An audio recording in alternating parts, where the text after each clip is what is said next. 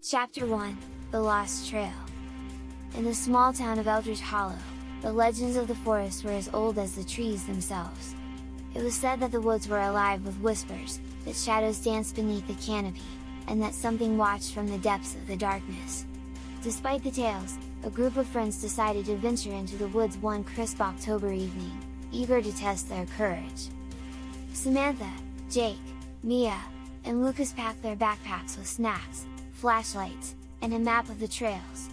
They had heard about the famous Hollow Trail, rumored to lead to a hidden clearing where the moonlight shone brighter than anywhere else in the woods. As they set off, the sun dipped below the horizon, casting long shadows that stretched like fingers reaching out to them. "Are you sure we should be doing this?" Mia asked, glancing nervously at the trees looming around them. "Come on, it's just a hike," Jake replied, trying to sound brave. "What's the worst that could happen?" With laughter and bravado, they pressed on, unaware of the watchful eyes that followed their every move. Chapter 2, The Clearing. After an hour of hiking, they stumbled upon the clearing, a beautiful open space bathed in silver moonlight. They set their things down and admired the ethereal beauty surrounding them. The air was thick with the scent of pine and damp earth, and the sounds of the forest echoed softly in the background. As they settled in, Samantha pulled out her phone to take pictures. "This place is amazing. We should come here more often," she said, snapping a few shots. But as she reviewed the images, her smile faded. In the corner of one photo, a shadowy figure stood among the trees, watching them. "Guys, look at this," she said, showing her friends the picture. "What is that?" Mia squinted at the screen. "It's probably just a trick of the light," she said, trying to dismiss the unease that was creeping in. "Let's not freak ourselves out," Lucas added. "It's probably just another hiker." But as the night deepened, a tension hung in the air, thick and suffocating. The woods seemed to whisper secrets, the wind rustling the leaves with urgency. Chapter 3, The First Night. They made a fire, its warmth flickering against the encroaching chill of the night. As they roasted marshmallows, laughter filled the clearing, momentarily dispelling their fears. But the laughter was short-lived. As they settled down to sleep, a series of eerie sounds pierced the night, the snapping of twigs, the rustling of leaves, and a low, guttural growl that sent shivers down their spines. "Did you guys hear that?" Jake whispered, his bravado fading. "Probably just an animal," Samantha said, trying to sound confident, but deep down, she felt a growing dread. Mia clutched her flashlight, her hands trembling. "Maybe we should pack up and go home," she suggested. "No way! We've come this far," Lucas insisted. "Let's just stick it out." As they huddled together in their sleeping bags, a pair of eyes watched from the shadows just beyond the clearing, gleaming like embers in the dark. Chapter 4, The Disappearance. When morning broke, the group awoke to an uneasy silence. Mia was missing. Panic set in as they called her name, but only echoes responded. They searched the clearing, their voices growing frantic. "Where could she have gone?"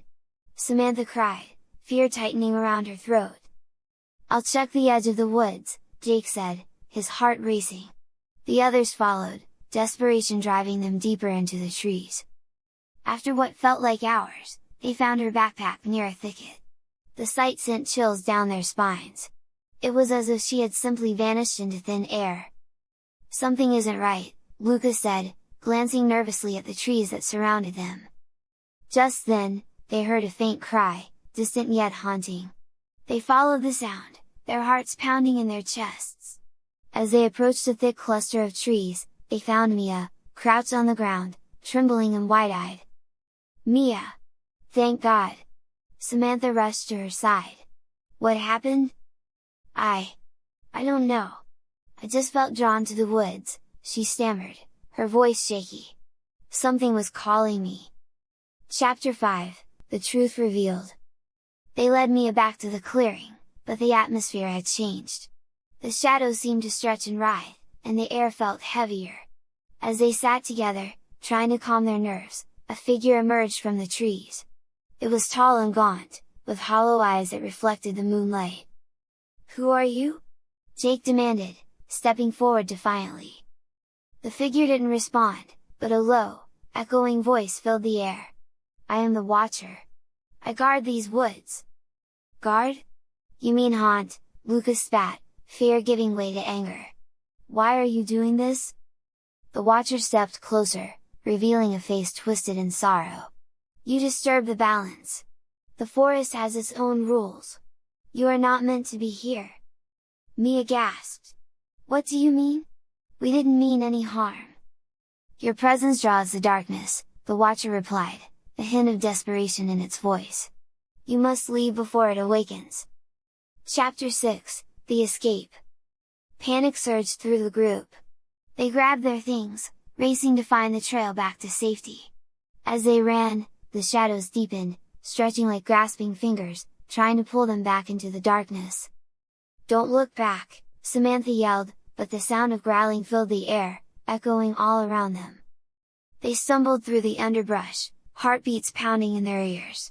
The path twisted and turned, seeming to shift before their eyes. Just when they thought they would be swallowed by the woods, they spotted a flicker of light, a lantern hanging from a tree branch. "Over there!" Lucas shouted, and they sprinted toward it. They reached the lantern, gasping for breath, and in its glow, the path ahead became clearer. The trees parted, revealing a narrow trail leading out of the forest. Chapter 7, The Final Showdown. As they ran, the growls grew louder, more insistent. Shadows chased them, snapping at their heels, but the light from the lantern pushed back the darkness. They reached a clearing, the same one they had camped in the night before. "The Watcher!" Mia shouted, pointing. The figure stood at the edge, its eyes filled with urgency. "Come!" it beckoned. "The darkness is close behind." They didn't hesitate, racing toward the Watcher.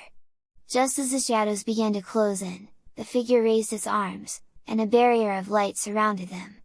The growling faded, replaced by a chilling silence. "Now, you must leave," the Watcher said, its voice a mix of relief and sorrow. "But remember, the forest will always be watching." With a final glance back, Claire and her friends stepped through the barrier. The forest seemed to sigh, and the darkness receded as they crossed into the safety of the trail. Chapter 8, The Aftermath. They emerged from the woods, breathless and shaken, but alive. The sun was beginning to rise, casting a golden glow over Eldridge Hollow. They turned to look back at the tree line, where the shadows faded into the morning light. "What just happened?" Samantha murmured, still trying to process the night's events. "We'll never speak of this again," Jake said, his voice steady but his eyes betraying his fear. But deep down, they all knew the truth, the woods held secrets, and the Watcher would always be there, guarding against those who dared to disturb the balance. They had escaped this time, but the whispers of the forest would haunt them forever, a reminder of the darkness lurking just beyond the edge of the light.